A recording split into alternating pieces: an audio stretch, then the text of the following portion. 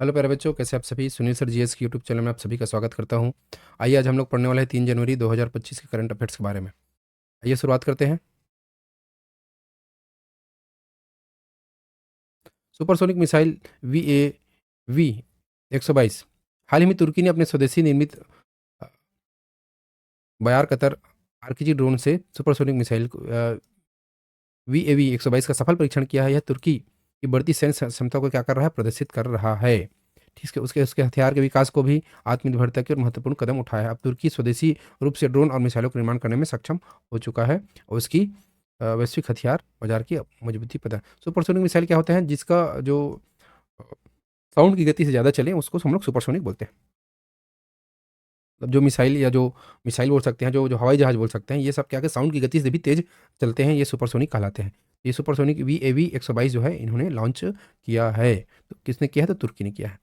तुर्की एक अरब देश है, इसके बारे में ध्यान रखेंगे। मुख्यमंत्री स्टालिन की ने कन्याकुमारी के समुद्र के ऊपर भारत के पहले ग्लास ब्रिज का उद्घाटन किया है। ये देखिए, ये हम कन्याकुमारी है तो मुख्यमंत्री स्टालिन, तो तमिलनाडु के मुख्यमंत्री M K स्टालिन ने 31 दिसंबर 2024 को कन्याकुमारी में भारत के पहले कांच के ग्लास पुल का क्या किया है, मतलब कांच के ग्लास बोल रहा हूँ, ग्लास कांच के पुल का उद्घाटन किया है। यह एक पुल कन्याकुमारी के प्रमुख पर्यटन स्थल विवेकानंद रॉक मेमोरियल से लेकर के 133 फीट ऊंची तिरुवल्लुर प्रतिमा को जोड़ता है। ये देखिए, इस टाइप के आपको दिखाई दे रहा है यहाँ पर। ये देखिए, ये प्रतिमा है और यहाँ से ये गैस इस टाइप के पुल का निर्माण हुआ है। थोड़ा जूम कर देते हैं। देखिए यहाँ पर आपको देखने को मिलेगा। कांच का यह पुल पारदर्शी कांच से बना हुआ है। कांच का प्रकार है लेमिनेटेड कांच से बना हुआ है। यह पर्यटन स्थलों को विशेषकर पहाड़ी क्षेत्रों में पर्यटकों को लुभाने के लिए इसको डिजाइन किया गया है। देखिए नीचे में समुद्र भी है, यहाँ से ऐसे जाएंगे, कांच की जो वो है पुल है, उसको आप देख सकते हैं, पारदर्शी कांच की पुल है। राष्ट्रीय बचत योजनाओं को ब्याज दरें अब अपरिवर्तित रहेंगी। मतलब क्या है, केंद्रीय मंत्री वित्त मंत्री निर्मला सीतारमण जी ने क्या किया है, 2024-25 को अंतिम तिमाही 1 जनवरी से लेकर 31 मार्च के लिए राष्ट्रीय लघु बचत योजना के तहत ब्याज दरों में कोई भी बदलाव नहीं किया। अगर आपको बचत खाता या कुछ भी बचत कर रहे हैं, चाहे FD हो चाहे कुछ भी, इनमें कोई भी परिवर्तन इन्होंने नहीं किया है। मंत्रालय द्वारा हर तिमाही में इन योजनाओं में ब्याज दरों में समीक्षा करता है और वर्तमान में ब्याज दरें अपरिवर्तित रहेंगी। जो ब्याज दरें पहले मिल रही थी आपको, वही ब्याज दरें अभी भी आगे भी मिलती रहेंगी। राष्ट्रीय लघु बचत योजना के द्वारा भारत सरकार द्वारा संचालित एक ऐसी योजना जिसमें डाकघर सार्वजनिक निधि रूप में माध्यम जनता को प्रदान करती है। मतलब डाकघर में भी हम लोग बचत करते हैं या FD करवाते हैं, या ये बहुत सारी अलग अलग योजना है। जैसे हम लोग सेविंग अकाउंट में पैसा रखते हैं, तो जो भी आपको ब्याज दरें मिल रही थी पहले, तो वो ब्याज दरें वैसी वैसी रहेंगी। कब तक रहेंगी, तो 31 मार्च 2025 तक रहेंगी। आने वाले बजट में हो सके इसके बारे में चर्चा किया जा सके, परंतु अभी इसके बारे में कोई चर्चा नहीं किया गया। आगे बढ़ते हैं। भूजल पुनर्धन पुनर्भरण में 15 अरब घन मीट्रिक टन की वृद्धि हुई है। मतलब क्या होगा, केंद्रीय जल शक्ति मंत्रालय ने 31 दिसंबर 2024 को अपनी एक रिपोर्ट प्रस्तुत किया है, जिसमें इन्होंने गतिशील भूजल संकलन संसाधन आकलन रिपोर्ट जारी किया है, जिसमें बताया गया कि 2011 से 2024 के बीच में भूजल पुनर्भरण में 15 बिलियन क्यूबिक टन की वृद्धि हुई है। यह भूजल निष्कर्षण 3 बिलियन क्यूबिक टन की मीटर की कमी दर्ज की गई है। यह मूल्यांकन केंद्रीय भू जल बोर्ड, ठीक है, जिसका नाम है CGWB, द्वारा राज्यों और केंद्र शासित प्रदेश के सहयोग से किया गया। मतलब क्या होता है, जैसे कि हम लोग जमीन के अंदर जो जल है, ठीक है, मतलब भू जल पुनर्भरण, मतलब जमीन के अंदर जल की जो भरण क्षमता है वो कितनी हुई है। मतलब ये बात हो रही है कि जैसे समुद्र में जल अलग है, परंतु उसकी बात हो नहीं रही यहाँ पर। तो जमीन के अंदर जल जिसको हम लोग निकालते हैं, अपने सिंचाई के लिए यूज़ करते हैं, पीने के लिए यूज़ करते हैं, उनमें बढ़ा है कि कम हुआ है। तो ओवरऑल इसमें क्या बोला गया है, तो ओवरऑल इसमें बोला गया है कि 3 बिलियन क्यूबिक टन की कमी दर्ज की गई है, परंतु 15 बिलियन टन क्यूबिक मीटर की क्या हुई है, वृद्धि भी हुई, ये भी बता रहा है आपको। आगे बढ़ते हैं। बंगाल ने फाइनल में केरल को हराकर संतोष ट्रॉफी जीती है। तो संतोष ट्रॉफी इतिहास के सफल टीम संतोष ट्रॉफी के इतिहास की सफल टीम पश्चिम बंगाल ने 31 दिसंबर को 2024 को तेलंगाना के हैदराबाद स्थित GM बाल योगी स्टेडियम में खेले गए संतोष ट्रॉफी में 78वें संस्करण में फाइनल मैच में क्या किया है, केरल को हराकर अपनी 33वीं ट्रॉफी क्या कर ली है, जीत ली है। किसने जीती है, तो पश्चिम बंगाल ने जीत ली है। ये संतोष ट्रॉफी का कौन सा संस्करण था, तो 47वां संस्करण था, जबकि केरल ने 16वीं बार फाइनल में अपना स्थान बनाया है। पिछली बार बंगाल ने 2016-17 में ट्रॉफी जीती थी। मतलब पिछली बार का मतलब ये लास्ट टाइम जब जीता था, 2016-17 में जीता था, जबकि केरल ने इसको ट्रॉफी को क्या किया था, 2021-22 में अपने नाम किया था। आगे बढ़ते हैं।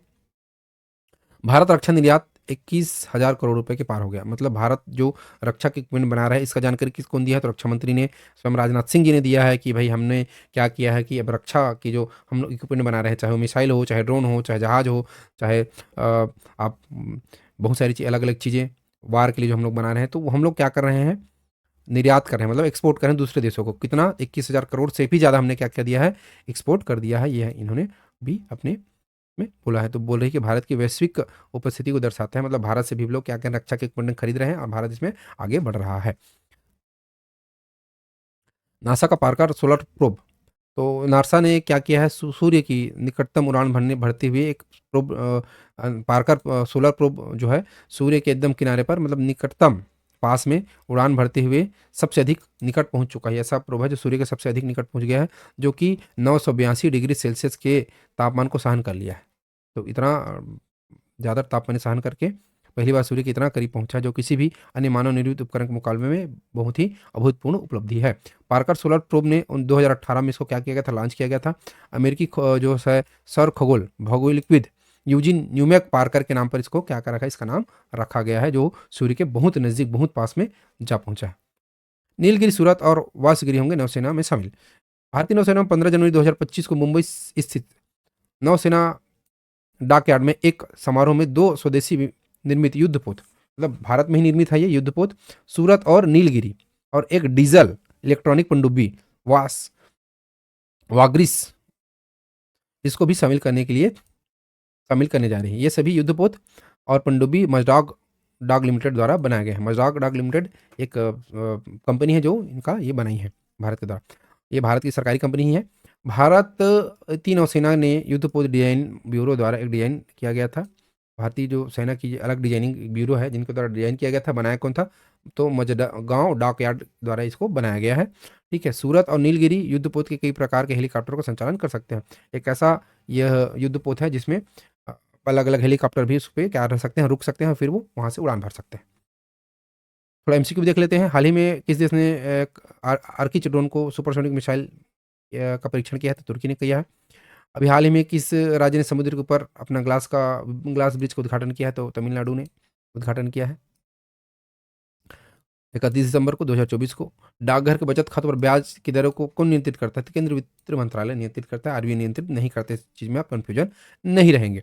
अभी हाल ही में किस रिपोर्ट के अनुसार देश में भूजल गर्भ निर्धारण को वृद्धि दर्ज की है? फिलहाल अभी वृद्धि दर्ज की हुई है, तो ओवरऑल थोड़ा सा कम हुआ है, बट अभी 15 अरब धन मीटर की क्या की वृद्धि दर्ज की गई है। इसका जारी कौन किया? केंद्रीय जल शक्ति मंत्रालय ने 31 दिसंबर 2024 को अपनी रिपोर्ट जारी किया है। हाल ही में किस टीम ने संतोष ट्रॉफी जीता है? तो संतोष ट्रॉफी दी है पश्चिम बंगाल ने। ठीक है। संतोष ट्रॉफी जो है 5 लाख रुपए का इनाम मिला है और केरल को 3 लाख रुपए का इनाम मिला है। ठीक है। हालिया रिपोर्ट के अनुसार भारत रक्षा निर्यात कितने आंकड़े पर पहुंच गई है? तो 21,000 करोड़ के ऊपर के आंकड़े का पार कर चुका है भारत का रक्षा मंत्रालय जो है अपनी रक्षा उपकरणों को बेच करके दूसरे देशों के लिए निर्यात कर रहे हैं हमारा भारत। नासा का पहला मिशन कौन सा है जिसे किसी जीवित शोधकर्ता के नाम पर रखा गया है? पार्कर सोलर प्रोब मिशन, जो सूर्य के बहुत किनारे पहुंच चुका है। अभी हाल ही में भारत ने किस शक्तिशाली पनडुब्बी को भारतीय नौसेना में शामिल किया गया है? तो वासगिर को शामिल किया गया है। ये पनडुब्बी है जिसको शामिल किया गया है। ऑनलाइनर क्वेश्चन देख लेते हैं। हाल ही में तुर्की में किस मिसाइल का परीक्षण किया गया? तो UAV-122 का परीक्षण किया गया है। मुख्यमंत्री जो है इन्होंने ग्लास ब्रिज का उद्घाटन कहाँ किया है? तो कन्याकुमारी में किया है। राष्ट्रीय लघु बचत योजनाओं द्वारा ब्याज दरें भारत सरकार द्वारा कितनी अवधि के लिए संशोधित की जाती है? तो हर तिमाही संशोधित की जाती है, परंतु इस बार नहीं किया गया है। भारत सरकार के द्वारा गतिशील भूजल संचालन आकलन रिपोर्ट किसके द्वारा जारी किया गया है? तो केंद्रीय मंत्री श्री आर पाटिल के द्वारा जारी किया गया है। बंगाल ने संतोष ट्रॉफी फिल्म किसको हराया था? केरल को हराया हुआ है। भारत के रक्षा मंत्री कौन है? तो राजनाथ सिंह जी हैं। डच झील भारत के किस राज्य में स्थित है? डच झील भारत के जम्मू और कश्मीर में स्थित है। लोकटक झील कहाँ स्थित है? तो मणिपुर में स्थित है। भारत ने अभी हाल ही में अपनी नौसेना की 2 युद्धपोतों को शामिल करने के लिए निर्णय लिया है। तो कौन सा वो युद्धपोत है? तो एक सूरत है और दूसरी नीलगिरी है। और एक क्या शामिल किया गया? वासगिरी नाम से उन्होंने क्या किया है? पनडुब्बी को भी शामिल किया गया है। पुलकित झील कहाँ स्थित है? तो पुलकित झील स्थित है आंध्र प्रदेश में। इस तरह के करंट अफेयर्स वीडियो से जुड़े रहने के लिए आप हमारे चैनल को सब्सक्राइब कर सकते हैं और कंटिन्यू हम लोग पर डे के हिसाब से करंट अफेयर्स आपके लिए लाते रहते हैं। साथ ही साथ इसका अगर आपको PDF चाहिए तो आप हमारे चैनल के डिस्क्रिप्शन में आपको मैं एप्लीकेशन का लिंक दे दिया हूँ। उसमें इसके अलावा भी हम लोग GS वगैरह की भी पढ़ाई कराते हैं, तो उसको भी आप ज्वाइन कर सकते हैं। साथ ही साथ आप टेलीग्राम ज्वाइन करिए, वहाँ पे आपको फ्री ऑफ कॉस्ट में इसका PDF आपको मिल जाएगा। आज के लिए बहुत बहुत धन्यवाद।